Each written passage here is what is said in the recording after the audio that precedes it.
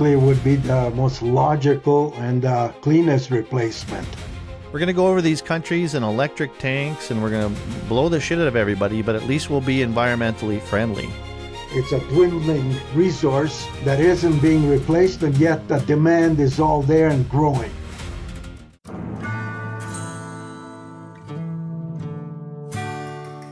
Well, let's touch on some of the policy. You know, I think you're pretty in tune with some of the policy, and we'll get into that. But if you're Germany and you've got to choose between fertilizer production and heating your home because the Russians are shutting off the tap, but you're a dreamer and you know you got to save the world because you got environmentalists that are picketing outside your window, but 85% of the world's energy still comes from coal and all that, and these technologies can't necessarily keep up. Isn't that adding fuel to the fire just because you want to have solar and wind power and feel good about all that? We definitely didn't think that whole energy issue through clearly because before you shut the tap off on something, and if you needed that to begin with, you have to figure out what you're going to replace it with. And we have not done that.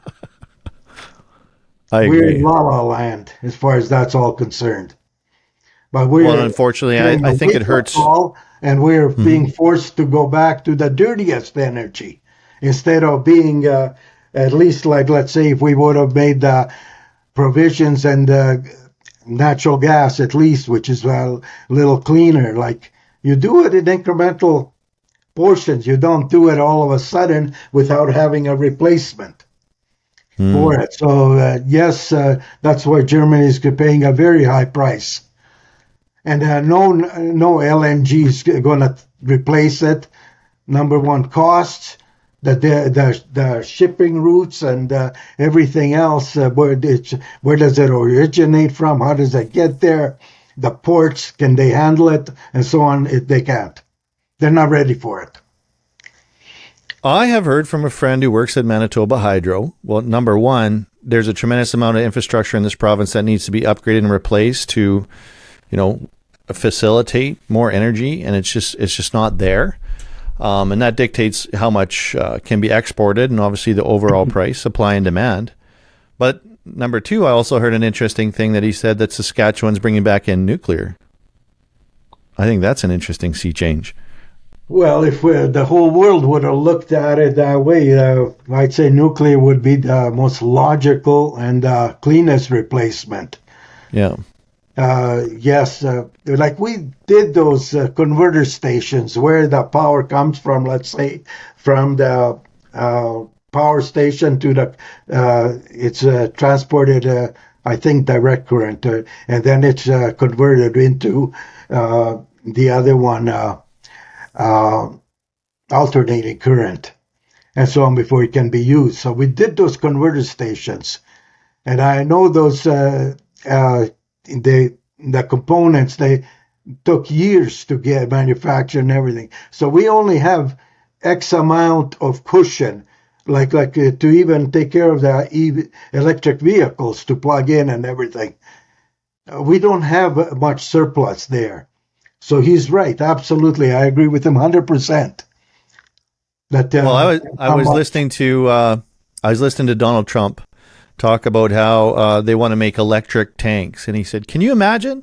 We're going to go over these countries in electric tanks and we're going to blow the shit out of everybody, but at least we'll be environmentally friendly. I mean, this is the kind of sentiment that's affecting perhaps common sense that it almost seems absurd. And this is, you sent me an email with your take on environmental social governance. And for those of us who are, flogging an environmentally friendly fertilizer, we're excited about the future being greener in a common sense fashion. But what you're talking about with ESG, what's in Europe and what's coming here, it is a frightening Orwellian type of future, is it not?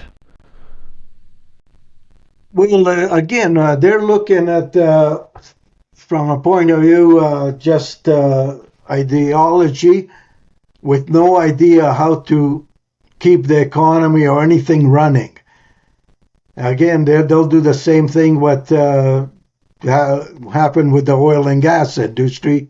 If we let them, there's very little money being invested by the institutions and so on into oil and gas companies, and it's being diverted elsewhere, and there's very little drilling going on. So ultimately, it's a it's a dwindling resource that isn't being replaced, and yet the demand is all there and growing. Okay, so how do you justify the two? Well, hopefully that's bullish for commodities, but you're talking to a lender in Europe who's saying there's activists picketing outside their window.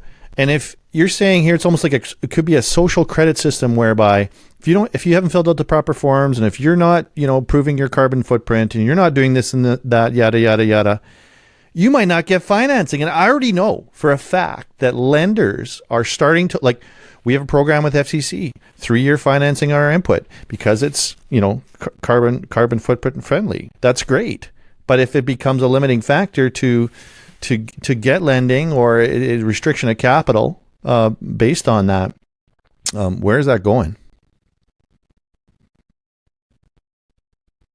Well, you will have to comply as the industry, the entire agriculture industry. It doesn't matter whether it's agriculture or commercial real estate. They're already trying to make the buildings all economic, like eco-friendly, and with the right amount of insulation, right windows, right this, that.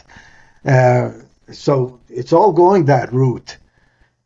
And the trouble is, like, these companies, the lenders, sorry, they don't want to go on the limb. They want to comply as much as they can. They don't want those protesters outside their buildings and protesting that you funded a company XYZ that is doing some economic,